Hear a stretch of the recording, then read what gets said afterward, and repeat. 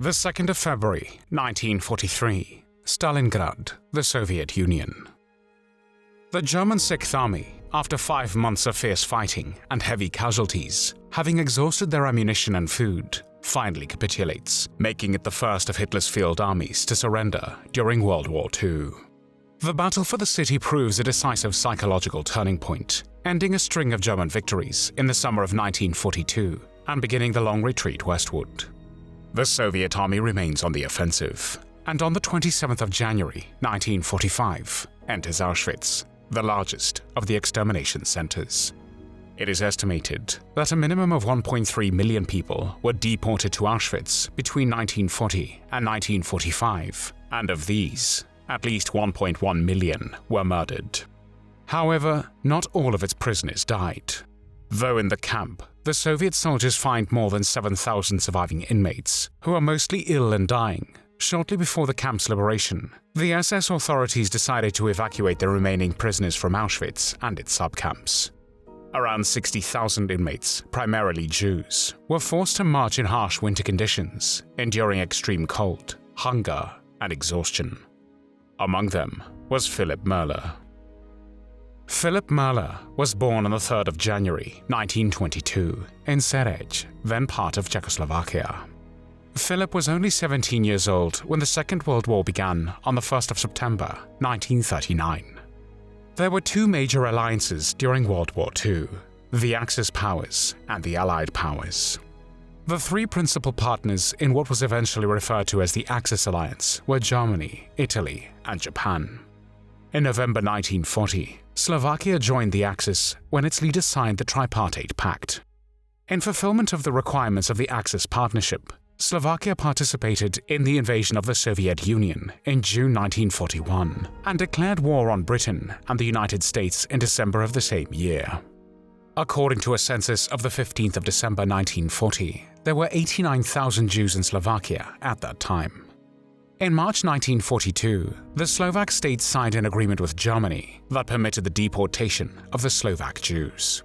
On the 25th of March 1941, in the first transport from Slovakia, from the northern Slovak town of Poprad, 999 Jewish unmarried girls between the ages of 16 and 30 were taken in cattle wagons to Auschwitz concentration camp. Only 6 of them returned from death captivity. Slovakia was the first Axis partner to consent to the deportation of its Jewish residents in the framework of the Final Solution. The term "final solution of the Jewish question" was a euphemism used by Nazi Germany's leaders, which referred to the mass murder of Europe's Jews. It brought an end to policies aimed at encouraging or forcing Jews to leave the German Reich and other parts of Europe. Those policies were replaced by systematic annihilation. Between March and October 1942, some 58,000 Slovak Jews were concentrated in indigenously established labor and concentration camps, mainly in the camps Sereď, Nováky, and Vichne. The Slovak authorities then transported the Jews to the border of the Government General, or the German Reich, and turned them over to the German SS and police. One of the main forces behind the deportation of Slovak Jews to Nazi concentration camps in German-occupied Poland was the Slovak Prime Minister Wojciech Duka. Virtually all deported Slovak Jews were killed in Auschwitz, Majdanek, Sobibor, and other locations in German-occupied Poland. Only 300 of them survived. Among them were Alfred Wetzler and Rudolf Verba, who escaped from Auschwitz in the spring of 1944 and compiled the first detailed report on operations there for general dissemination to the West. Jews who were not deported were granted a presidential exception, as they were crucial for the war economy. During Josef Tiso's presidency, the Slovak state paid Germany 500 Reichsmarks for every deported Jew for what they called retraining and accommodation. In total, the Slovak state paid Nazi Germany 10 million Reichsmarks for murdering its citizens, the Slovak Jews, in Nazi death camps. Because Filip Müller was Jewish, at the age of 20 years old in April 1942, he was sent on one of the earliest Holocaust transports to Auschwitz-Birkenau. In May 1942, Müller was assigned to Block 11, a building used by the Nazi SS to carry out various forms of punishment and torture against prisoners, and whilst there, he was horribly tortured. Later, he was assigned to the Sonderkommando that worked on the construction of the crematoria and the installation of the gas chambers. Members of the Sonderkommando were then forced by Germans to work in the crematorium. In 1943, the 4 large crematoria and gas chambers in Auschwitz-Birkenau went into operation. The process of selection and murder was carefully planned and organized. When a train stopped at the platform, the arrivals were lined up into 2 columns, men and boys in one, women and girls in the other. The SS physicians, such as Josef Mengele, performed a selection. The only criterion was the appearance of the prisoners, whose fate, for labor or for death, was determined at will. The veteran prisoners gathered the belongings of the new arrivals in an area known as Canada, which consisted of several barracks which were used to store the stolen belongings of the prisoners. Trucks carried those too infirm to walk, and the rest marched. Before entering the gas chambers, people were ordered to disrobe. In Crematorium 1, they undressed either in the yard, surrounded by a wall, or in the antechamber. Wooden barracks were erected for this purpose at bunkers 1 and 2. At Crematoria 2 to 5, there were special undressing rooms. The SS kept the people fated to die unaware of what awaited them, and had the new arrivals believe that they were being sent to the camp where work was waiting for them. But first, they had to undergo disinfection and bathe. Jews were told politely to hang their clothes on hooks, take a shower, and were even promised that they would be provided with soup and tea or coffee. However, they were taken into the gas chambers, and after the doors were shut, SS men dropped Zyklon B pellets through vents in the roof or holes in the side of the chamber. The victims were dead within 20 minutes. Johann Kremer, an SS doctor who oversaw the gassings, testified that the shouting and screaming of the victims could be heard through the openings, and it was clear that they fought for their lives. After the victims had been murdered, Müller's Sonderkommando unit was tasked with the removal of the bodies and grouping them by size and fatty tissue to facilitate their disposal in the crematoria. The victims' clothes were collected and disinfected, and all valuables were surrendered to the SS. However, some of these valuables the Sonderkommando would pocket for bartering purposes. Those who refused to do the terrible work of the Sonderkommando were often thrown alive into burning furnaces. When jewelry or other valuables were found in the possession of one of the members of the Jewish Sonderkommando, the SS would pour gasoline over them and set them on fire. When the prisoners from the Sonderkommando were not working properly, they would immediately be executed. In April 1944, shortly before the SS began mass deportations of Hungary's Jewish population to the camp, Slovak Jewish prisoners Rudolf Vrba and Alfred Wetzler escaped from Auschwitz and wrote a report providing some of the first reliable eyewitness accounts of the camp. As the most important source for the detailed information about the operation of the crematoria and gas chambers served Filip Müller. The publication of parts of Vrba and Wetzler's report is credited with helping to persuade the Hungarian regent, Miklos Horthy, to halt the deportation of Hungary's Jews to Auschwitz, which had been proceeding at a rate of 12,000 a day since May 1944. In less than 2 months, from the 15th of May to the 9th of July 1944, nearly 440,000 Jews were deported from Hungary in more than 145 trains. Most were deported to Auschwitz-Birkenau, where upon arrival and after selection on a rail ramp, about 80% of the deportees were gassed on arrival. When Horthy ordered a halt to the deportations on the 7th of July 1944, and by the time they had stopped 2 days later, almost the entire community of Jews in the Hungarian countryside had died. Filip Müller, however, still remained in the camp and witnessed numerous atrocities committed by the SS personnel. On one occasion, Müller witnessed as Hans Aumeier, the deputy commandant of Auschwitz, and Karl Friedrich Höcker, the adjutant to commandant of Auschwitz I concentration camp, were shooting Russian prisoners of war and Polish political prisoners in Block 11. When Aumeier and Maximilian Grabner, a Gestapo chief in Auschwitz who was also present, decided that the shooting was happening too slowly, they would beat the prisoners before they died, saying, "Faster." If the Polish political prisoners were still calling "Long live free Poland" before they died, they were separated and shot in the stomach so that it would take them 2 to 3 hours to die. On one occasion, in the Auschwitz camp, Müller saw as the flesh of non-Jewish prisoners who had been executed by shooting was used for various purposes. Those people were often shot in the presence of Dr. Mengele, Aumeier, and Grabner. Then their calves and flesh were immediately put into boxes. On average, 6 to 8 boxes of flesh were collected within a week. Once, German inspectors with a swastika on their arms visited the camp and asked, in the presence of Aumeier and Grabner, whether it was human flesh. Aumeier replied, "We could also use horse meat, but why should we waste it?" When on the 8th and 9th of March 1944, the Germans were liquidating the Jews from the Theresienstadt family camp, which consisted of a group of Jewish inmates from the Theresienstadt ghetto in Czechoslovakia, which were held in the B2B section of Auschwitz-Birkenau, Müller decided to die with them because he felt that there was no reason for him to live any longer. He had also learned a few days previously that the resistance had decided to postpone the uprising yet again. However, a girl named Jana saw him and pushed him out of the chamber, telling him he needed to live to tell the story of what had happened to the Jews. She told Müller, "We understand that you have chosen to die with us of your own free will, and we have come to tell you that we think your decision is pointless, for it helps no one. We must die, but you still have a chance to save your life. You have to return to the camp and tell everybody about the agonizing death we will go through here.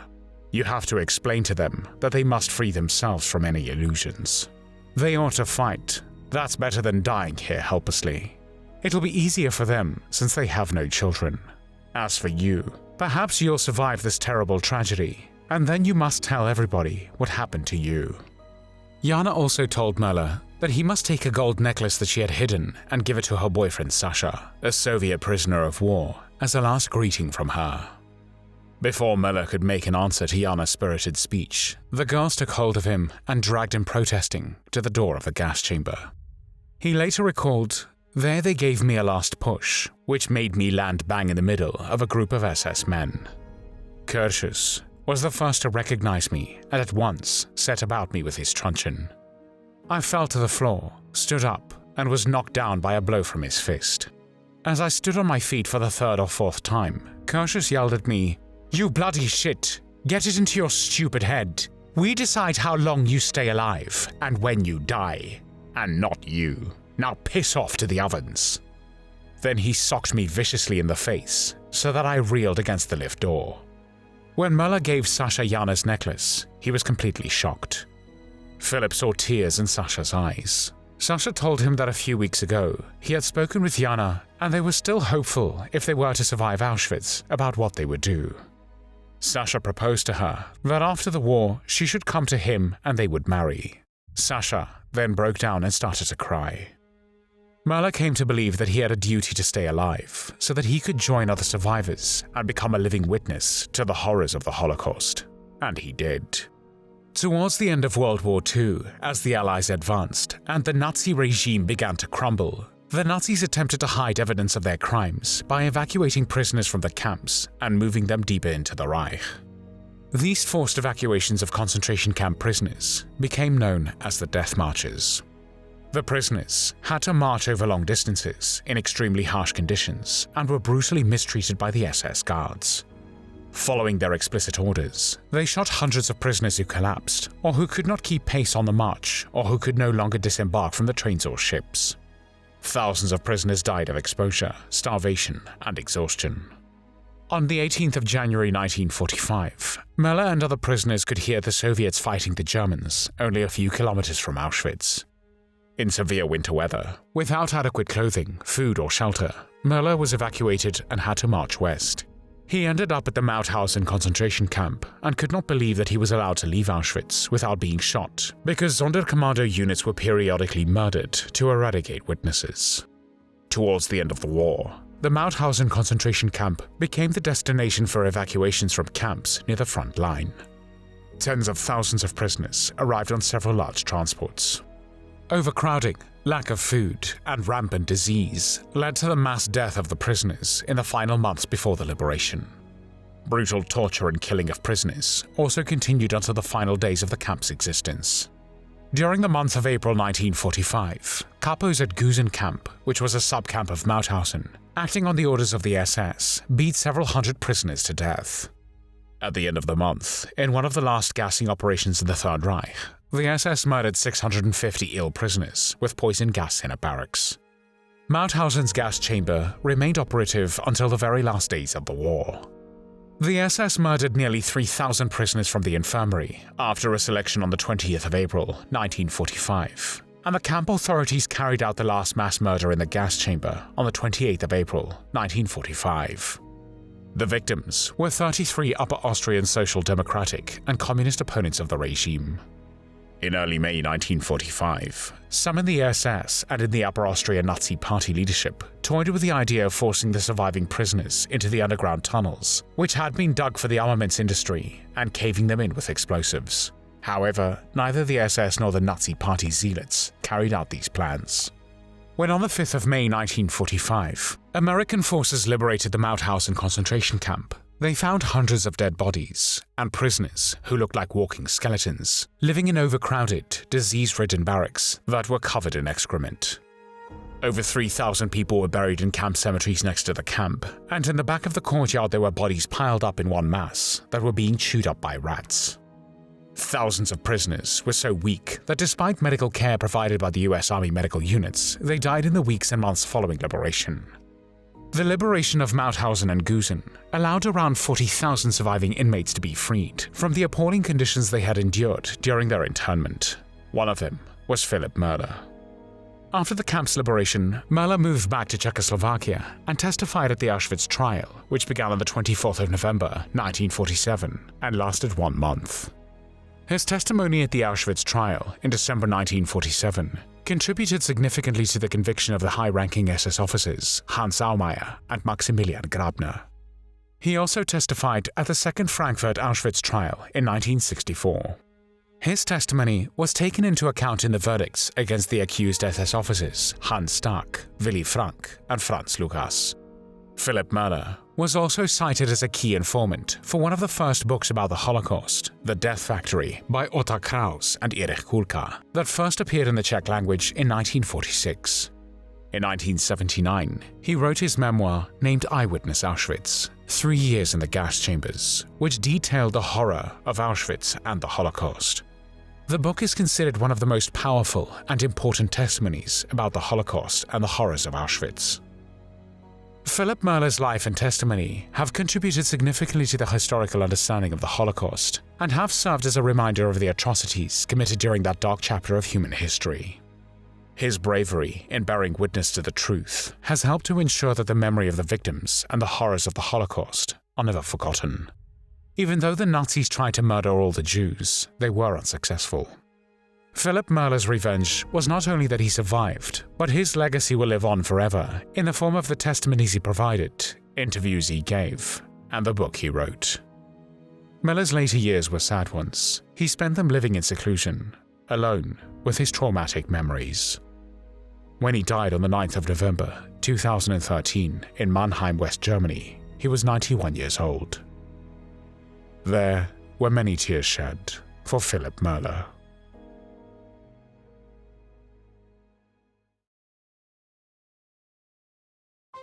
Thanks for watching the World History Channel. Be sure to like and subscribe, and click the bell notification icon so you don't miss our next episodes. We thank you, and we'll see you next time on the channel.